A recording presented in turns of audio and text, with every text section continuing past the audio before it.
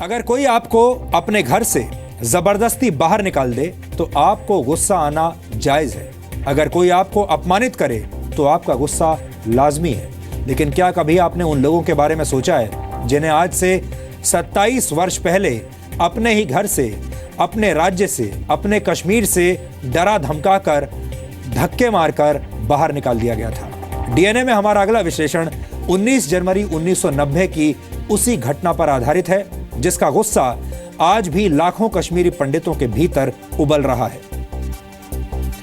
लेकिन यह बड़े दुख की बात है कि देश पिछले 27 वर्षों से किसी जिंदा लाश की तरह न सिर्फ खामोश है बल्कि कश्मीरी पंडितों की बर्बादी का तमाशा दिख रहा है। 19 जनवरी 1990 को कश्मीरी पंडितों को अपने ही देश में शरणार्थी बनाकर छोड़ दिया गया था। कश्मीरी पंडित कश्मीर के इलाके के एकमात्र मूल हिंदू निवासी हैं। वर्ष 1947 तक कश्मीर घाटी के अंदर कश्मीरी पंडितों की आबादी करीब 15% हुआ करती थी। यह आबादी दंगों और अत्याचार की वजह से वर्ष 1981 तक घटकर 5% रह गई थी। 1985 के बाद से कश्मीरी पंडितों पर जुल्म और अत्याचार बड़े पैमाने पर हुआ। कश्मीरी पंडितों को कट्टरपंथियों और आतंकवादियों से लगातार धमकियां मिलने लगी। 19 जनवरी 1990 को कट्टरपंथियों ने यह ऐलान कर दिया कि कश्मीरी पंडित काफिर हैं। वो या तो कश्मीर छोड़ दें या फिर इस्लाम कबूल कर लें, नहीं तो उन्हें जान से मार दिया जाएगा, उनकी हत्या कर दी जाएगी। और हत्याएं होने भी लगी। कट्टरपंथियों ने कश्मीरी पंडितों के घरों की पहचान करनी शुरू कर दी ताकि वो योजनाबद्ध तरीके से उन्हें अपना निशाना बना सकें, उनकी हत्या कर सकें। यानी तमाम कश्मीरी पंडितों के घरों को पहचान लिया गया, उन्हें मार्क कर दिया गया और फिर ये कोशिश की गई कि या तो इन्हें इनकी हत्या कर दी जाए या इन्हें भगा दिया जाए। इसी दौरान बड़े पैमाने पर कश्मीर में हिंदू अधिकारियों, बुद्धिजीवियों, कारोबारियों और दूसरे बड़े लोगों की हत्याएं की गई। हालात ऐसे बन गए कि फरवरी और मार्च 1990 में 2 महीने में, जी हां, सिर्फ 2 महीने में करीब 1,60,000 कश्मीरी पंडितों को कश्मीर से भागना पड़ा। ये कश्मीरी पंडित कश्मीर से भागकर जम्मू, दिल्ली और देश के दूसरे हिस्सों में आ गए जहां उन्हें रेफ्यूजी कैंप्स में रहना पड़ा। ये तमाम ऐसे लोग थे जिनके अपने घर कश्मीर में मौजूद थे, उनकी अपनी प्रॉपर्टीज थी, अपनी जमीन थी, अपनी दुकानें थी। बहुत सारे लोग वहां कारोबार करते थे और रातों रात उन्हें अपना सब कुछ छोड़कर वहां से भागना पड़ा। यह आंकड़ा बहुत चौंकाने वाला है कि कश्मीर से करीब 4 लाख से ज्यादा कश्मीरी पंडितों को उनके घरों से भागने के लिए मजबूर कर दिया गया और इन्हें रातों रात भागना पड़ा। यानी कश्मीर में कश्मीरी पंडितों की 95% आबादी को अत्याचारों के जरिए उस कश्मीर से भगा दिया गया जहां के वो मूल निवासी है। यह 1947 में देश के बंटवारे के बाद हुआ सबसे बड़ा पलायन था जिस पर किसी बुद्धिजीवी ने एक आंसू तक नहीं बहाया, किसी नेता ने आवाज नहीं उठाई और ना ही किसी बड़े बुद्धिजीवी ने, किसी बड़े आर्टिस्ट ने, किसी बड़े लेखक ने कभी अपना एक भी अवार्ड वापस किया। 11 जून 1999 को राष्ट्रीय मानवाधिकार आयोग ने अपने एक फैसले में कश्मीरी पंडितों पर हुए अत्याचारों को जेनोसाइड की श्रेणी में बताया था।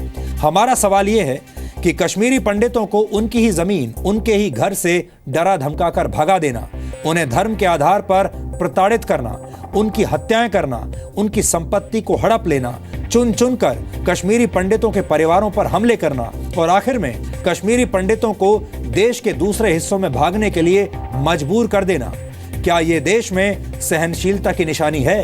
क्या फिर पिछले 27 वर्षों से पूरा देश धृतराष्ट्र की तरह अपने ही लोगों की तबाही पर खामोश बैठा है? ये सवाल आज पूरे देश के सामने रखना बहुत जरूरी है। और आज की तस्वीर यही है कि कश्मीरी पंडित आज भी, अभी भी अपने ही देश में तिनकों की तरह इधर उधर बिखर कर रह गए हैं और उन्हें पूछने वाला कोई नहीं। आज भी वो ऐसी हिम्मत नहीं दिखा सकते, इतनी हिम्मत नहीं कर सकते कि वापस अपने घर यानी कश्मीर चले जाएं। और किसी सरकार में इतना दम नहीं अभी तक कि वो उनसे ये कह सके कि हम आपको आपके घर वापस दिलवाएंगे। यहां आपको यह भी याद दिलाना चाहता हूं कि वर्ष 2015 में नवंबर के महीने में हमने जी न्यूज पर कश्मीरी पंडितों की तकलीफ और उनके दर्द की एक एक तस्वीर पूरे देश तक पहुंचाई थी, आपको दिखाई थी, जिसके बाद हमें देश भर से बहुत सारी प्रतिक्रियाएं मिली थी और कई दर्शकों ने कश्मीरी पंडितों को लेकर हमारी मुहिम को जारी रखने की अपील भी की थी। मुझे आपसे ये जानकारी शेयर करते हुए आज बहुत खुशी हो रही है कि हमारी मुहिम कल भी नहीं रुकी थी और आज भी नहीं रुकी है और आने वाले वक्त में भी ये ऐसे ही जारी रहेगी, ये रुकेगी नहीं। हालांकि बहुत सारे लोग चाहते हैं कि ये रुक जाए। विश्लेषण को आगे बढ़ाने से पहले आपको कश्मीरी पंडितों से जुड़ा आज का लेटेस्ट हम अपडेट देना चाहते हैं। जम्मू कश्मीर विधानसभा ने आज एक रेजोल्यूशन पास किया है जिसमें कश्मीरी पंडित और दूसरे विस्थापितों की कश्मीर घाटी में वापसी की बात कही गई है। रेजोल्यूशन में कहा गया है कि कश्मीर घाटी में लोगों की वापसी हो, इसके लिए बेहतर माहौल तैयार करने की जरूरत है। हालांकि एक कड़वा सच ये भी है कि आतंकवादी बुरहान वानी के एनकाउंटर के बाद कश्मीर घाटी में रहने वाले करीब 600 कश्मीरी पंडित परिवार ऐसे हैं जिन्हें हिंसा और डर की वजह से घाटी छोड़ने के लिए मजबूर होना पड़ा। इस बात से कोई इनकार नहीं कर सकता कि 27 साल बीत जाने के बावजूद आज तक कश्मीरी पंडितों के हितों के लिए कोई भी राजनीतिक पार्टी खड़ी नहीं हुई। किसी बुद्धिजीवी ने अपनी संवेदना व्यक्त नहीं की और ना ही किसी साहित्यकार ने अपना अवार्ड लौटाया। दुख इस बात का भी है कि आज के दिन जब कश्मीरी पंडित पूरी सहनशीलता के साथ अपनी बर्बादी के उस दिन को याद कर रहे हैं, तब भी राजनीति चुभने वाली भाषा बोल रही है। 27 वर्षों से कश्मीरी पंडित सिर्फ झूठे सरकारी वादों को सहन कर रहे हैं। सरकारें एक के बाद एक आती चली गईं, सरकारें बदलती चली गईं, चाहे कश्मीर की बात करें या फिर केंद्र की बात करें, लेकिन कश्मीरी पंडित आज भी वहीं के वहीं हैं।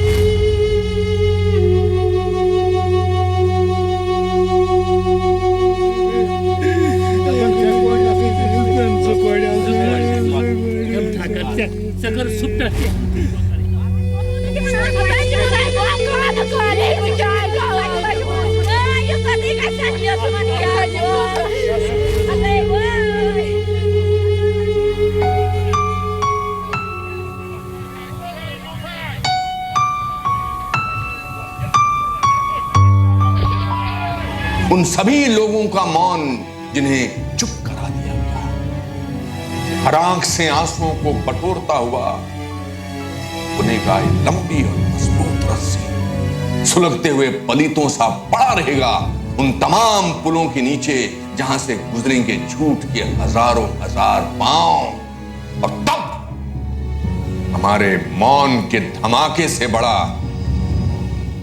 दूसरा कोई धमाका नहीं होगा। कश्मीरी पंडितों पर असहनीय अत्याचार की सच्ची रिपोर्ट।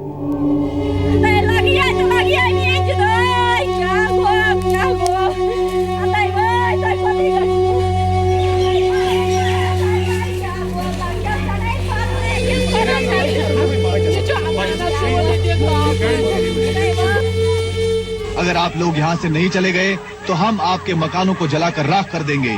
ये आपके लिए आखिरी मौका है, चले जाओ, इस कश्मीर से चले जाओ। मैंने कहा चलो नहीं, हम नहीं वो करेंगे, हम अपना जन्नू बचाएंगे, हम भाग जाएंगे, अपने बेटियों बहुओं का इज्जत बचाएंगे, हम चले जाएंगे बाहर। और एक मस्जिद से आवाज आई अल्लाह अकबर अल्लाह अकबर, इतनी आवाज आई कि जैसे ये गरज की आवाज आ रही थी। पूरी वादी में एक ही तहलका मच गया। रात को 1 या 2 बजे, पंडितों घर से भाग जाओ नहीं तो तुम्हें खत्म कर दिया जाएगा। 27 साल की खामोशी, लेकिन कब तक चुपचाप रहेगा देश?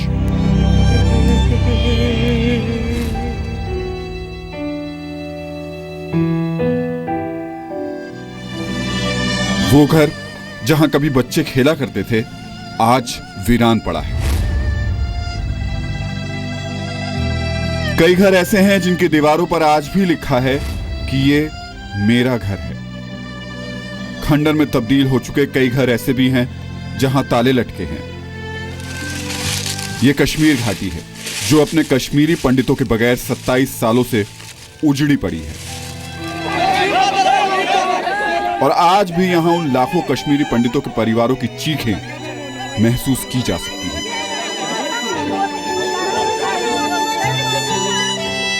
कभी कश्मीरी पंडितों की मुस्कुराहट से चमकने वाली घाटी आज अकेली है। और यह जगह बताती है कि कैसे नेताओं ने समाज ने या फिर पूरे देश ने कश्मीरी पंडितों को अकेला छोड़ दिया।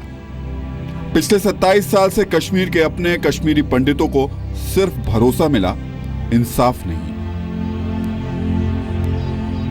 हमारी कोशिश रहनी चाहिए कि जितने लोग इन 27 सालों में मुश्किल हालात में जान बचाने के लिए निकले हैं, हमारी मुकम्मल कोशिश रहनी चाहिए कि हम उस तरह के हालात दोबारा बनाएं कि वो अपने घर वापस लौट सके। इतनी गुजारिश है। क्या हाउस इस करारदाद की हद में है? करारदाद मंजूर हुई। कश्मीरी पंडित जम्मू कश्मीर का एक अभिन्न हिस्सा थे, हैं और सदैव रहेंगे। स्वाभाविक तौर से जमीनी हालात पैदा करने की जरूरत है जहां लोग भाईचारे में रह सकें। केवल विधानसभा के प्रस्ताव से हल नहीं निकलेगा। करारदाद पास की जाए कश्मीरी पंडितों की वतन वापसी के लिए, घर वापसी के लिए। हमने कहा कि सारा कश्मीर बिल्कुल इस्तेकबाल करने के लिए तैयार है कश्मीरी पंडितों का, लेकिन करारदादों से कश्मीरी पंडित हरगिज वापस नहीं आ सकते जब तक आप एतमाद पैदा नहीं करते। मैं सरकार से पूछना चाहता हूं, आपने कितने कश्मीरी पंडितों से आज तक, उनकी जो नुमाइंदा तंजीमें हैं जो वाकई चाहते हैं कि कश्मीरी पंडित अपने घरों को आए, आप आज तक आपकी सरकार ने या मैडम की सरकार ने कितनी बार कश्मीरी पंडितों के नुमाइंदे से बाज़ाबादकारी के मामले पर बातचीत की? ये कोई पार्टी पॉलिटिक्स का विषय नहीं है, हम सबकी जिम्मेवारी है। भारत दुनिया का सबसे बड़ा लोकतांत्रिक देश है और आज भी हमारे देश के अंदर, अपने घर में कश्मीर घाटी के अंदर अगर कश्मीरी पंडित नहीं रह सकते, अगर वहां से सिख जो पलायन करके आए हैं या जो राष्ट्रवादी मुस्लिम हैं जो हिंदुस्तान का तिरंगा झंडा थामे वहां देश की जय जयकार करते थे, अगर वहां नहीं रह सकते, इससे बड़ा दुर्भाग्य हम सबके लिए और हमारे लोकतंत्र के माथे पर ये कलंक है। पंडित वापस आ जाएं, माइग्रेंट्स जो हो गए जिनको बहुत मुश्किल हालात में वहाँ से निकलना पड़ा, हमारे दिल जो कश्मीर में रहने वाले हैं, जो अभी भी वहाँ रहते हैं, मुसलमान हो, पंडित हो, सिख हो, हमारे दिल, हमारे दरवाजे उनके लिए खुले हैं। JKLF जो सशस्त्र आंदोलन का जन्मदाता है, उसका मुखिया यासीन मलिक कश्मीर और दिल्ली में खुलेआम घूमता है। और दूसरा सवाल इसमें यह आता है कि आपने बसाने के लिए प्लान बनाया, लेकिन अभी 6 महीने पहले 8 जून को बुरहान वानी ने 10 मिनट का वीडियो बना करके बोला था कि यदि कश्मीरी पंडितों को बसाया गया घाटी में दोबारा तो हम उन पर हमला करेंगे। जी न्यूज ने सबसे पहले कश्मीरी पंडितों की खामोश चीखें देश के कोने कोने तक पहुंचाई थी।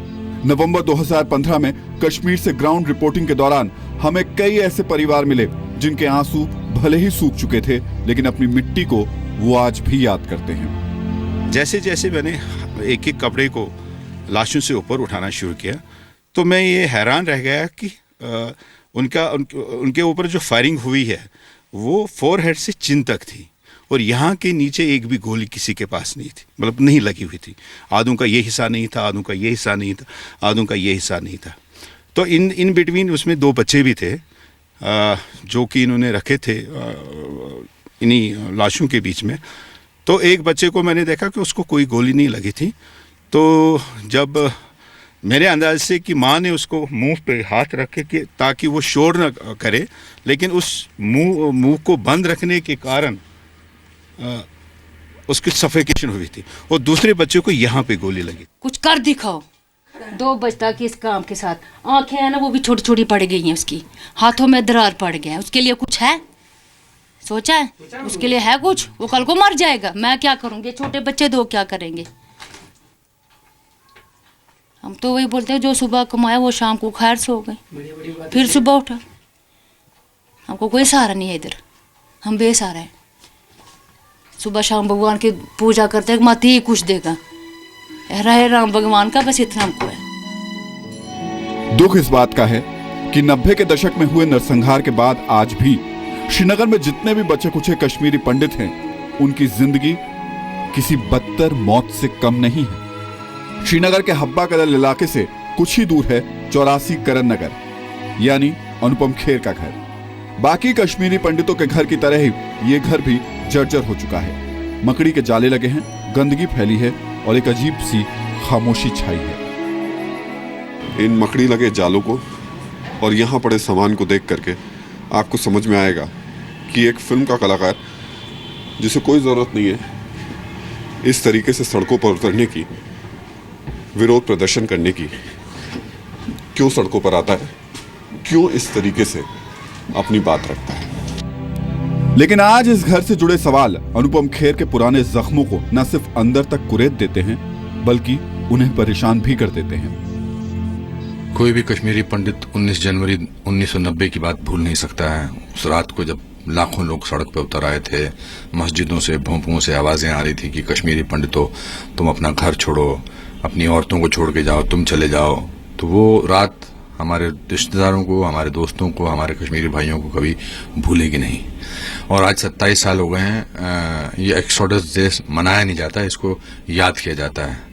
ये दुनिया के बहरे कानों पर अपनी आवाज पहुंचाने का हमारा एक प्रयास है। कुल मिलाकर कहें तो बात चाहे अनुपम खेर के वीरान पड़े घर की हो या फिर कश्मीर के लाखों कश्मीरी पंडितों के दर्द की हो, कश्मीर घाटी की तस्वीरें कश्मीरी पंडितों के जीवन का वो सारांश हैं जो आज भी काफी सहनशील है। ब्यूरो रिपोर्ट, जी मीडिया। नवंबर 2015 में जब हमने कश्मीरी पंडितों की दुर्दशा पर ग्राउंड जीरो से रिपोर्टिंग की थी, उस वक्त हमारी सीरीज देखने के बाद देश के लाखों करोड़ों लोगों की आंखों में आंसू आ गए थे। कई लोगों ने उस वक्त मुझे निजी तौर पर लिखा था कि उन्हें कश्मीरी पंडितों के इस दर्दनाक इतिहास के बारे में पता ही नहीं था। सवाल यह है कि देश के बुद्धिजीवी और खुद को आम जनता का हमदर्द बताने वाले हमारे देश के नेता इतने पत्थर दिल कैसे हो सकते हैं कि उन्हें 27 वर्षों तक कश्मीरी पंडितों का दर्द दिखा ही नहीं। अगर कश्मीरी पंडितों की ऐसी ही स्थिति बनी रही तो उनका अस्तित्व खतरे में पड़ जाएगा, अस्तित्व मिट जाएगा और इसके जिम्मेदार हम सब होंगे। यहाँ कश्मीरी पंडितों की स्थिति से जुड़ी कुछ जरूरी बातें आज आपको पता होनी चाहिए। कश्मीरी पंडितों की कुल आबादी 4 लाख से 7 लाख के बीच मानी जाती है। कश्मीर घाटी से पलायन करने वाले कश्मीरी पंडित जम्मू और देश के अन्य इलाकों में रेफ्यूजी कैंप्स में रहते हैं, जहां उनका जीवन मुश्किलों से भरा हुआ है। देश की राजधानी दिल्ली में भी कश्मीरी पंडितों की अच्छी खासी आबादी है, लेकिन सबसे बड़ी चिंता की बात यह है कि कश्मीरी पंडितों की आबादी लगातार कम होती जा रही है। एक गैर सरकारी संगठन की रिपोर्ट के मुताबिक वर्ष 1990 से 2014 के दौरान कश्मीर से पलायन करने वाले करीब 4 लाख परिवारों में सिर्फ 10,000 बच्चों ने जन्म लिया है, जबकि इसी दौरान 23,708 कश्मीरी पंडितों की मौत हुई है। यानी कश्मीरी पंडितों की जन्म दर और मृत्यु दर में दोगुने से भी ज्यादा का अंतर है। और अगर ऐसे ही चलता रहा तो अगले कुछ वर्षों में कश्मीरी पंडितों का पूरा की पूरा अस्तित्व ही संकट में पड़ जाएगा। देश में कश्मीरी पंडितों की घटती आबादी की कई वजहें हैं। एक रिपोर्ट के मुताबिक कश्मीरी पंडितों की युवा पीढ़ी में नौकरियां न मिल पाने के कारण शादी को लंबे समय तक टालने की प्रवृत्ति बढ़ गई है।